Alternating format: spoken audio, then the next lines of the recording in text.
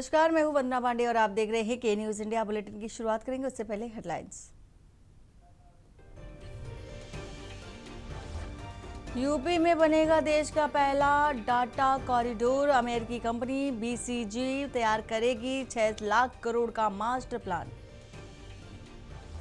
UP में दिव्यांगों को मिलेगा रोजगार और स्वरोजगार का मौका। 3 से 10 अगस्त तक चलेगा दिव्यांग जन रोजगार अभियान 3.0। अटल चिकित्सा यूनिवर्सिटी में बनेगा 300 बेड का सुपर स्पेशलिटी हॉस्पिटल। कैंसर से लेकर दिल के मरीजों का होगा इलाज। श्री राम जन्मभूमि ट्रस्ट का बड़ा फैसला। अब ट्रस्ट के 3 सीए की आईडी से मिलेगी दर्शन पास की सुविधा। गर्भावस्था में महिला को सरकारी नौकरी पाने में नहीं मानी जा सकती है बाधा, और लखनऊ हाईकोर्ट का बड़ा और अहम फैसला। यूपी में अवध से पूर्वांचल तक नदियों के जल स्तर में उतार चढ़ाव। कई जिलों में कटान से दहशत और प्रशासन अलर्ट। आप देख रहे हैं के न्यूज, खबरों का सारथी। और ग्रेटर नोएडा वेस्ट की सुपर टेक इको विलेज एक सोसाइटी में कार पार्किंग को लेकर 2 पक्षों के बीच विवाद हो गया और मारपीट का मामला भी सामने आया। घटना का वीडियो सोशल मीडिया पर वायरल हो रहा है, जिसमें एक युवक के साथ कई लोगों द्वारा मारपीट किए जाने का दावा किया जा रहा है। पीड़ित का आरोप है कि इस हमले में उसके कान का पर्दा फट गया और शरीर पर कई चोटें आई हैं। साथ ही उसने आरोप लगाया कि शिकायत के बावजूद आरोपियों पर अब तक कोई कार्रवाई नहीं हुई है। हालांकि वायरल वीडियो की स्वतंत्र पुष्टि नहीं हुई है। मामला बिसरख कोतवाली क्षेत्र का है और पुलिस जांच में जुटी है।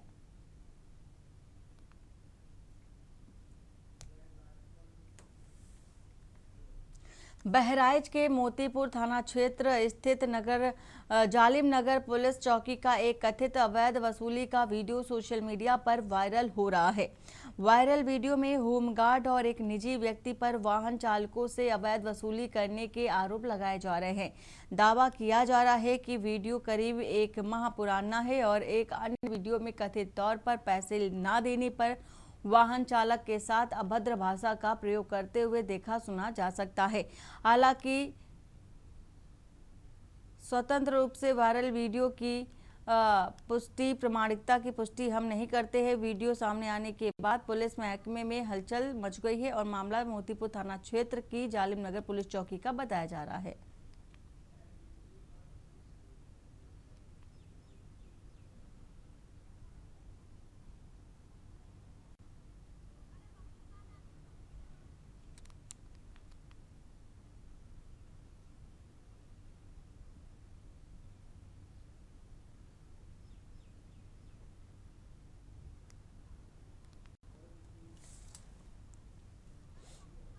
फिरोजाबाद के थाना बसई मोहम्मदपुर क्षेत्र के गांव गाजीपुर में एक खेत में पेड़ की टहनी से अज्ञात व्यक्ति का शव लटका मिलने से सनसनी फैल गई। ग्रामीणों की सूचना पर पुलिस मौके पर पहुंची और जांच शुरू कर दी। मृतक की जेब से एक Nokia mobile phone, visiting card, कुछ नकदी और धूम्रपान का एक पैकेट बरामद हुआ। फिलहाल मृतक की पहचान नहीं हो सकी है। पुलिस ने शव को पोस्टमार्टम के लिए भेज दिया है और शिनाख्त के साथ साथ मौत के कारणों और मामले की सभी पहलुओं की जांच जारी है।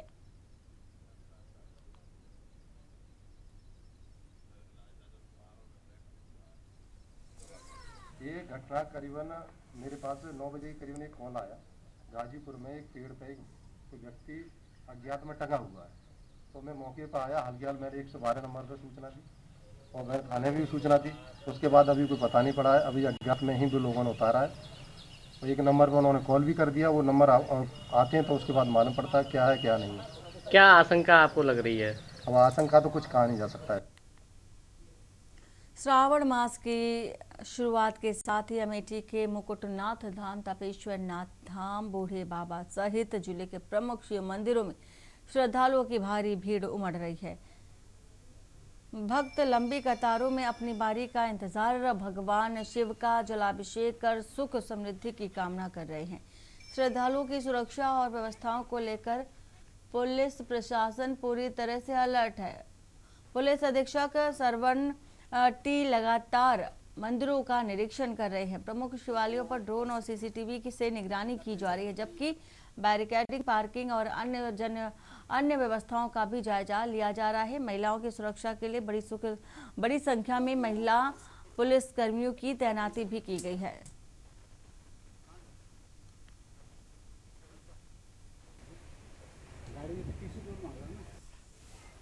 आज से सावन महीने का शुभारंभ हुआ है और जनपद अमेठी में जो मुख्य मंदिर है वहाँ श्रद्धालुओं के लिए पर्याप्त सुरक्षा सुनिश्चित करने के लिए सिविल पुलिस के अतिरिक्त पीएससी का भी ड्यूटी लगाए गए और पूरे जनपद को सेक्टर और जोन्स में विभाजित करते हुए ड्यूटी लगाए गए।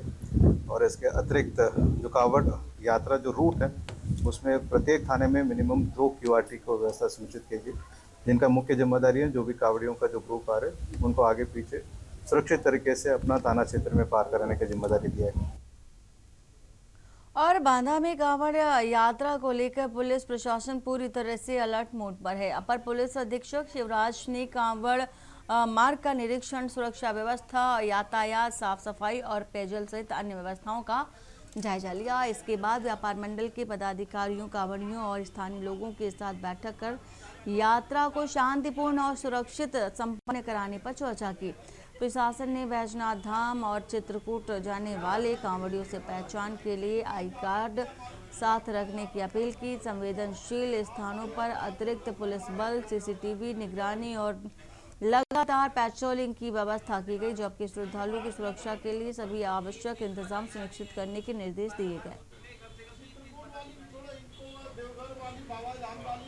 बांदा थाना कोतवाली नगर क्षेत्र अंतर्गत जो कांवड़ यात्रा समूह है उनसे वार्ता की गई है और जो व्यापार मंडल के लोग हैं उनसे यात्रा की है। खास करके जो कांवड़ जो यहाँ से बिहार के लिए जाते हैं बाबा बैजनाथ धाम के लिए, उनसे वार्ता की गई है। उनको जो दिशा निर्देश दिए गए हैं और आई कार्ड साथ में रखने के और आवश्यकताएं जो आवश्यकतानुसार उनको मोबाइल नंबर शेयर किए गए। इसके अलावा चित्रकूट जाने वाली कांवड़ से भी वार्ता की गई है और इनसे जो भी आगामी जो सावन मास में कांवड़ यात्राएं जाएंगी। अमरोहा के रहरा थाना क्षेत्र के गांव पौरारा में 35 साल के कंचन त्यागी का शव घर में पंखे से लटका मिला और सनसनी फैल गई। इसी के साथ ही सूचना पर पहुंची पुलिस ने शव को कब्जे में लेकर पोस्टमार्टम के लिए भेज दिया है और बताया गया है कि कंचन अपने पति मोहित त्यागी के साथ पिछले 1 वर्ष से गाजियाबाद के लोनी में रह रही थी और 29 जुलाई की रात गांव लौटी थी। अगले दिन सुबह उसका शव फंदे से लटका मिला। पुलिस मामले की सभी पहलुओं की जांच कर रही है और मौत के कारणों का पता लगाने का प्रयास भी कर रही है।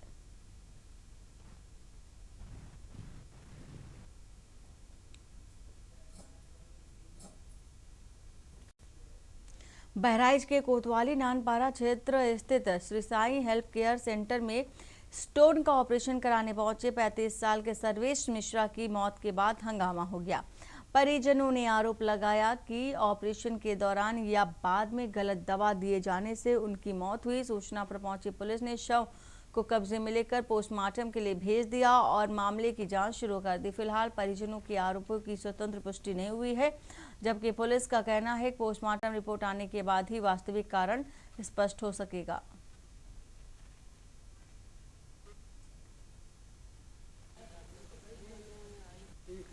सर ये अपना स्टोन का ऑपरेशन कराने साई हेल्थ केयर पे गए थे नानपारा के पास में। वहीं इनकी पल्स रेट कम थी। इसके बाद भी नर्स के द्वारा हैवी एंटीबायोटिक डोज का इंजेक्शन दे दिया कि जिसकी वजह से इनकी पल्स रेट अचानक से बढ़ गई और इनकी डेथ हो गई। तो क्या लगता है आपको गलत इलाज हुआ है कोई? जी गलत इलाज हुआ है। इंजेक्शन देने के बाद वहाँ से डॉक्टर वगैरह सब कोई भाग गए थे, केवल 2 नर्स वहाँ रुकी थी। ये किस अस्पताल का मामला है? ये साई हेल्थ केयर है नानपारा के पास में। तो क्या आप चाहते हैं आप? हमें न्याय चाहिए, गलत किया है डॉक्टर्स ने। ये किस गाँव का मामला है? ये गांव वही बिलौभारी चौराहा के पास रामपुर निगाह बालापुर पड़ता है भाई। बालापुर जी। थाना कौन सा लगेगा? थाना लगेगा नवाबगंज।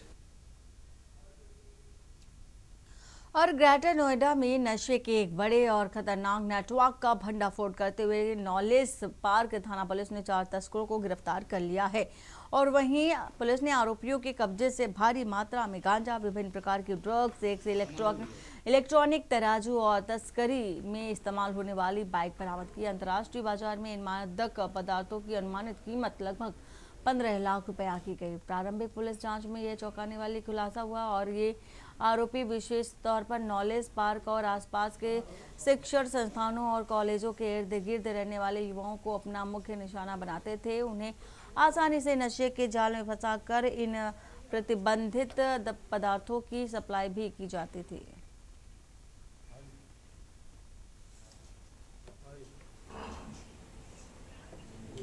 देखिए, जून महीने के एंड में 30 तारीख को ग्राम लखनौती में एक घर में घुस के चोरी की सूचना पुलिस की जानकारी में आई थी। पुलिस द्वारा तभी से घटना के अनावरण के लिए 3 टीमें लगी हुई थी।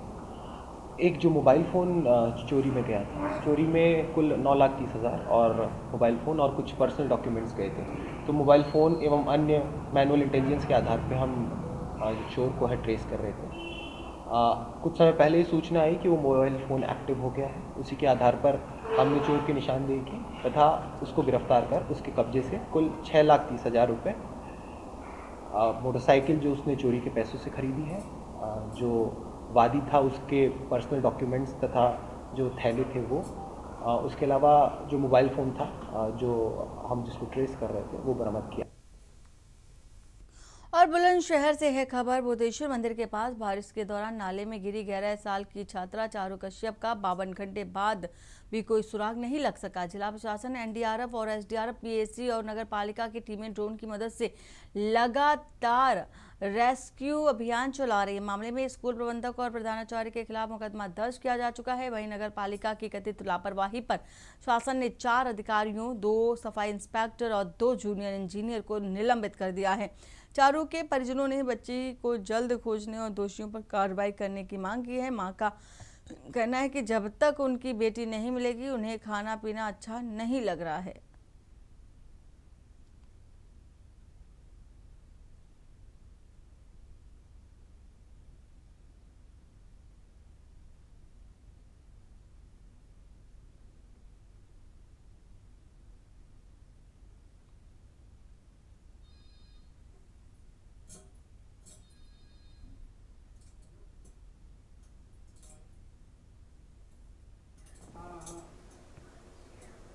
नाले जितने भी उड़े हैं वो ढके जाने चाहिए। स्कूल वाले को सजा मिलनी चाहिए और मेरी बेटी भी मिलनी चाहिए। मेरी बेटी के बगैर मेरा घर खाली है। मैंने 3 दिन हो गए, शकल भी नहीं देखी है। मुझे लगता है जब ये आएगी मैं कब देखूंगी उसे। रात को नींद भी नहीं आती है मेरे को। लेने गया था, रास्ते में था, थोड़ी दूरी पर ही हूँगा उससे। मैंने उसे आवाज़ भी दी, उसने सुनी ना। लेकिन नालों की पट्टियाँ उगड़ी हुई हैं, आधे नाले पे लग रही है। उसने पानी चल रहा उनमें भर के घुटनों तक। जब तुमने आवाज़ दी थी तो उसने क्या बोला बिटिया ने? उसने सुनी ना आवाज़ मेरी, उसने देखा ही ना मुझे। फिर तुम भागे उसको पकड़ने के लिए? नहीं, उसका पैर ही उसमें चला गया नाले। तुम्हारे सामने गिर गई थी? मेरे सामने गिर गई थी वो। खबर कानपुर से है, जहां नॉर्थ सेंट्रल रेलवे एम्प्लॉयज संघ ने कानपुर सेंट्रल रेलवे स्टेशन के प्लेटफॉर्म नंबर 1 पर रेलवे कर्मचारियों की लंबित मांगों को लेकर प्रदर्शन किया और इस दौरान 8वें वेतन आयोग की सिफारिशों को लागू करने और कैडर रीस्ट्रक्चरिंग की मांग प्रमुखता से उठाई। संघ ने कर्मचारियों के बीच जनसंपर्क अभियान चलाते हुए पर्चे वितरित किए और संगठन की मांगों व प्रयासों की जानकारी दी। पदाधिकारियों ने बताया कि 8वें वेतन आयोग और रेलवे बोर्ड के समक्ष कर्मचारियों के हितों से जुड़े प्रस्ताव पहले से ही प्रस्तुत किए जा चुके हैं। 27 से 31 जुलाई तक प्रयागराज, झांसी और आगरा मंडल में जन जागरूकता अभियान भी चलाया जा रहा है। सर्वप्रथम अपना परिचय। मेरा नाम मान सिंह, केंद्रीय कार्यकारी अध्यक्ष, नॉर्थ सेंट्रल रेलवे एम्प्लॉयज संघ प्रयागराज जोन। आज का हमारा एक कार्यक्रम NFIR के राष्ट्रीय कोषाध्यक्ष, NCRES के महामंत्री आदरणीय RP सिंह साहब के निर्देश पे 8वें पे कमीशन की मांग को लेकर के, कैडर रिस्ट्रक्चरिंग वर्ष 2023 से लागू करने को लेकर के, पुरानी पेंशन स्कीम की बहाली को लेकर के दिनांक 27 जुलाई से 31 जुलाई तक NCR में NCRES के द्वारा पूरे तीनों डिवीजनों प्रयागराज, झांसी और आगरा के एक एक यूनिट में किया जा रहा है। बुंदेलखंड के आकांक्षी जनपद चित्रकूट के दौरे पर पहुंचे उत्तर प्रदेश अनुसूचित जाति और जनजाति आयोग के सदस्य रमेश चंद्र कुंडे ने गुरुवार को चित्रकूट धाम नगर पालिका परिषद कार्यालय में सफाई कर्मचारियों की समस्याओं को सुना। साथ ही नगर पालिका के ईओ लालजी यादव को जल्द से जल्द संविदा और ठेके पर काम कर रहे सफाई कर्मचारियों के वेतन और बकाया आदि लंबित प्रकरणों का निस्तारण करने के निर्देश दिए। हमने आई है कुछ पैसे समस्या आई है। सबसे बड़ी समस्या ये आई है कि उनका पीएफ वगैरह जैसे कुछ जो है इस जो है सफाई कर्मचारी पढ़ा लिखा तो होता नहीं है, ये कम पढ़ा लिखा आदमी होता है, अंगूठा छाप आदमी, उसे पता नहीं क्या, तो उनको नहीं पता कि हमारा जो है पीएफ का पैसा है, आप समझ रहे ना, उस पैसे में इनको मिल रहा है नहीं मिल रहा, कितना मिल रहा, कब से मिल रहा, कहते ये बात जो मेरे अभी सामने, तो मैंने तुरंत जो है बाबू को तलब कर लिया। तलब करने के बाद बाबू से कहा मेरे को बैंक मैनेजर बुलाइए कि आखिर इसका इनका पैसा जो है इतने साल से बाकी है तो क्यों बाकी है, क्यों? जैसे उन्होंने कहा कुछ कागज पत्रों में कमी, तो उस कागज पत्रों को आप जो है आप अपने सहयोग से अपने उससे करके उनको पूरा करके उनका पैसा उनको दिलाइए जाए। सरकार, हमने कहा सरकार किसी भी छोटे छोटे कर्मचारी का एक भी पैसा मारने के पक्ष में नहीं है। और खबर जालौन से, जहां बैंक में लगाए गए जनरेटर का किराया नहीं मिलने से परेशान ऑपरेटर ने आला अधिकारियों से शिकायत करते हुए भुगतान की गुहार लगाई। जनरेटर ऑपरेटर राम निरंजन ने बताया कि माधवगढ़, रामपुरा और कुठौंद स्थित बैंकों में उसने जनरेटर लगाए थे, जिनका भुगतान पिछले करीब 7 महीने से लंबित है और इस दौरान इस संबंध में शाखा प्रबंधकों से शिकायत की गई, लेकिन अब तक भुगतान नहीं किया गया। पीड़ित ऑपरेटर ने अधिकारियों को शिकायती पत्र देकर जल्द भुगतान कराने की मांग की है। हमारे जो जनरेटर हम किराए पे लगाए थे जेडीसी बैंक रामपुरा माधोगढ़ कुठौंद में, और काफ़ी वर्षों से हम लगाए थे, बढ़िया सेवा दे रहे थे, यानी कि उनका बल्ब भी खराब हो जाए तो हम निःशुल्क बदलते थे, मात्र जनरेटर का किराया लेते थे हम। और इसके बाद सचिव ने जनवरी से जो है कि हमारा भुगतान रुकवा दिया है शाखा प्रबंधकों के ऊपर दबाव बनवा के। और जब हमने मतलब गए हुआ कि साहब हमारा किराया क्यों नहीं डाला, बोले वो महाप्रबंधक से बात करो, और उनने मतलब हमसे कहा कि उनका किराया ना दो, हम अपने जनरेटर भेज रहे हैं, अब तुम फलाने नंबर में वो किराया डालो। तो जनवरी से आज तक उनके जनरेटर नहीं पहुंचे कहीं भी। और बुलेटिन में फिलहाल इतना ही। बाकी की खबरों के लिए बने रहिए आप के न्यूज़ इंडिया के साथ। नमस्कार।